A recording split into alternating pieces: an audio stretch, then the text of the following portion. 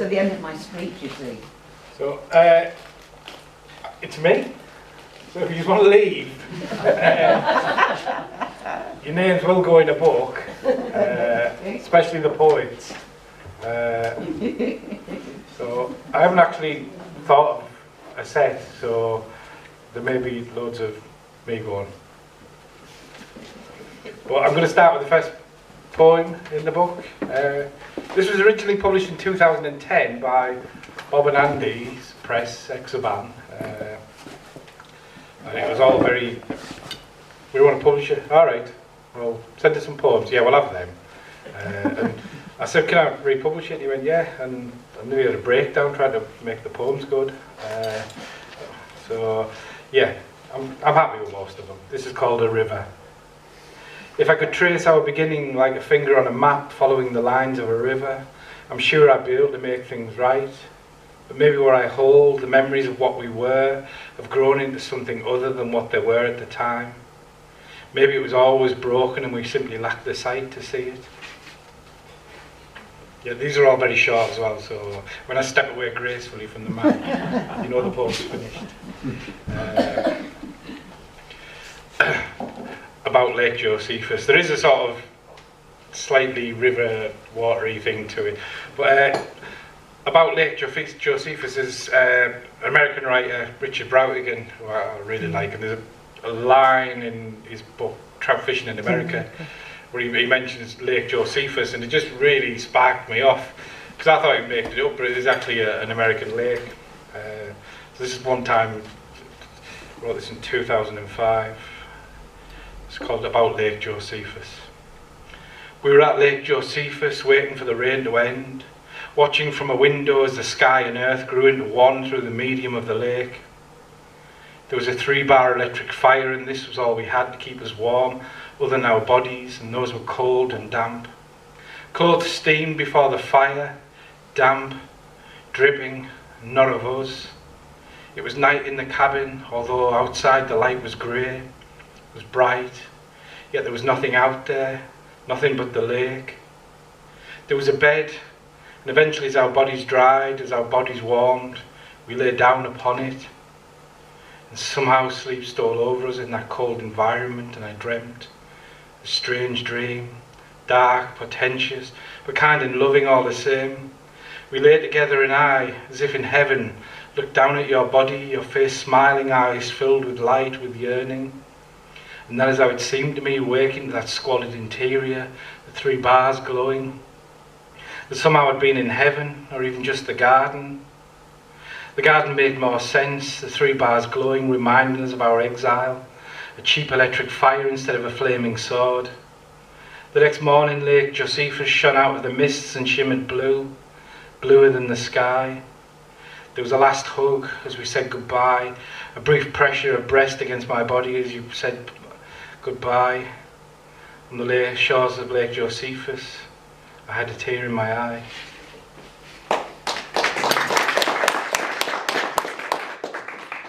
It's not a particularly cohesive collection of poems, mind you, any of them.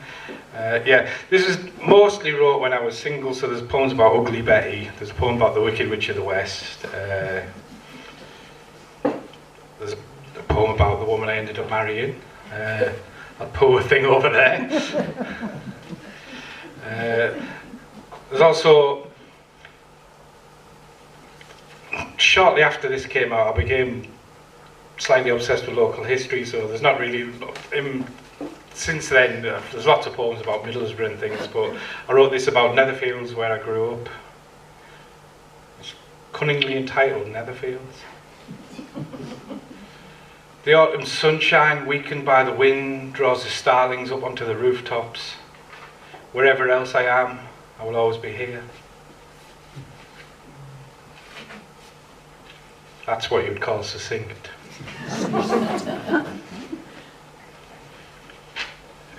Across the East River. Across the East River I can see just dimly the outline of your house. Above it in the clear night air a scattering of diamonds shine. They glitter and sparkle against the black sky. There's a river between us, a rushing of water that goes mostly unseen in the dark. If I call out to you, the distance is not far. I doubt you would hear. The water and the wind would snatch my voice away and carry it along with the drifting starlight far to the south.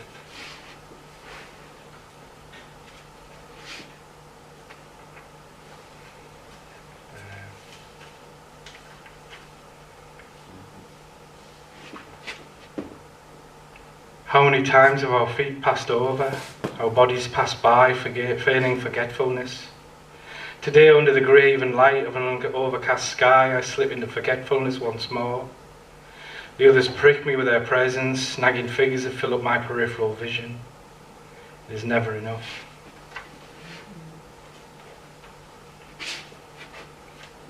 So the one poem that I really struggled with, I was quite happy when I wrote it in 2009 and stuck it in the book. Then it talks about rapture. Then after I read it, when I wasn't so happy about having a pamphlet up, I thought, oh, right.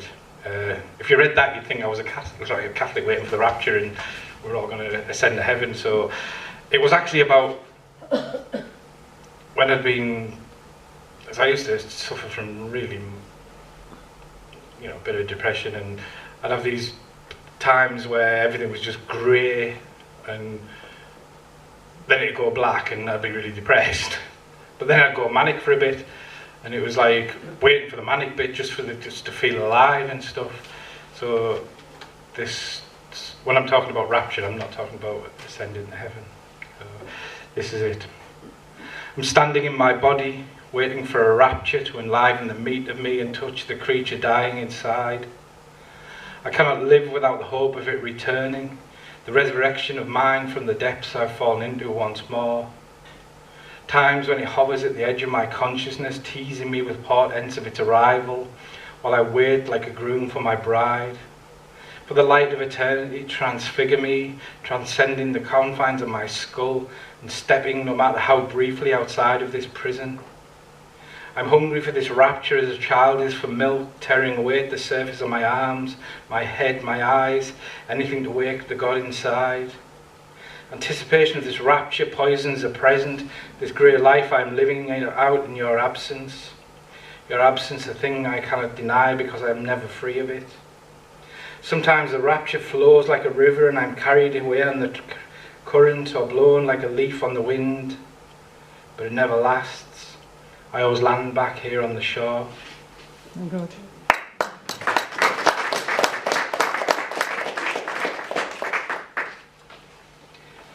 It's called The Morning After.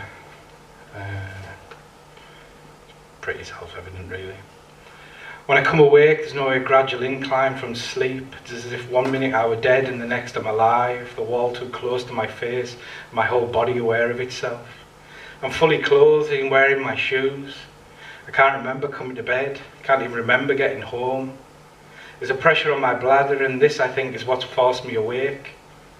Light leaks in around the curtains and I struggle with my pocket to find the phone. I close my eyes and smile, a warm fug of alcohol still clouding my brain. It's 6:30 in the morning, and as I work my way to the off licence, the storefronts rattle coldly in the wind. I'm aware of the little voice trying to talk me out of getting drunk again, but I ignore it as I so often do, till the voice is drowned in gin, and the music is pounding, deafening all thought, till the morning arrives proper and I start to wonder who I can tap for money, taking this brilliant extrovert character out into the world, laughing and camping it up, till I run out of money or stimulants and crawl home to bed, till I struggle with the fear that this time I really will die in my sleep. My heart shouldn't be pounding this hard in my chest, till I sleep that fitful, cold sweating sleep and wake to a week of recovery before I go and do it all over again.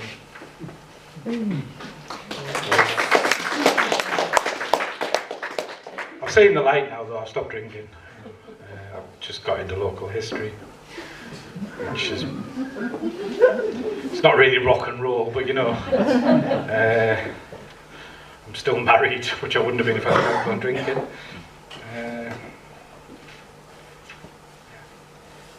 So I every time I read this poem, I ask, has anyone read Wicked? And nobody's ever frigging read Wicked. They'll go, oh, you mean the musical? But before the musical, there was a book. It was a book, and when I was still single and very out of it, and I developed a massive crush on the Wicked Witch of the West, which it's it all made sense at the time. And if you've read Wicked, the way he describes the witch, I just totally fell in love with her, and she was just so funny and spiky. And this poem's actually based on a chapter in Wicked. Obviously, it's, you know, the wonders of not having sex produce poetry. Yeah. This did originally have 3 verses, but I'd always hated the first verse, and when I was rewriting it, I thought, I'll just get rid of that verse, and I'll replace it with a quote. It says, "But her arms moved of their own accord, not to kill him, but to pin him with love." So there's a bit where she cops off with this fella, and they have sex and stuff, and it's based on that. It's dark and the wind lashes the window with rain, causing the candle flame to flicker riotously, sending our shadows into fits on the wall. Unconsciously you shudder with each icy blast. There's a table between us littered with the bread and cheese, but I can still smell the sweat from your unwashed body, a sour aphrodisiac that keeps you distracted throughout the meal. I keep expecting you to smell of foliage, your body so resembles a willow leaf dropped from a tree onto the bed. And close to your breasts appear to be tiny hills, the nipples dark as fairy rings, responding to the flick of my finger. And your mouth is always damp, the tongue as firm as cooked liver and as sharp as a knife. All people see is the supposed difference, your green as grass face and body swathed in shadows. But when I part the lips of your secret place, the place where the ocean gathers in you, well, on the inside you're as pink as everyone else. I shall balance this by reading the poem I wrote for Mary Lou called Medusa. Just so I'm not sleeping on the streets tonight. The woman I love is far away, at times more myth than real, who draws down the blood of the moon, dips her finger in the river and spells out our names in red. She says she wants to eat me up, that I will be swallowed right up. Only then can I devour her from within, till we become an eternity of twisting serpents, each with the tail of the other in its mouth. The woman I love lives across the sea, my dark twin, so utterly strange, so alien to me.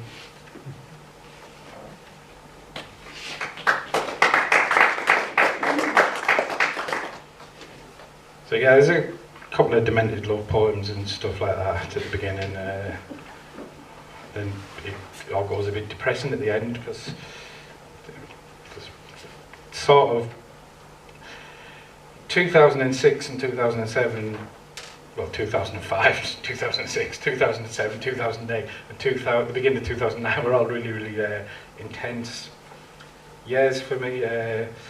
2007, my best friend killed himself, which had a bit of a negative effect on my mental health, as you can imagine. So I wrote a few poems about him, which I'm only going to read one. Then I'm going to let some other people I know might cheer you up. The rape fields at dusk, how they glow. The last of the summer stars disappearing behind cloud. Rain is on the way. Even now the air grows cold. The rape fields at dusk, how they glow in the gloom. Earth smell rising, damp and cold. Air crackling with unreleased energies. Low on the eastern horizon, lightning flashes, our sights dimmer in the afterglare. Rain washing down, obscuring the countryside. The rape fields dying from a lack of light. So, this is still available over there, as is Kippers and Jim and Judy's Dark Matter.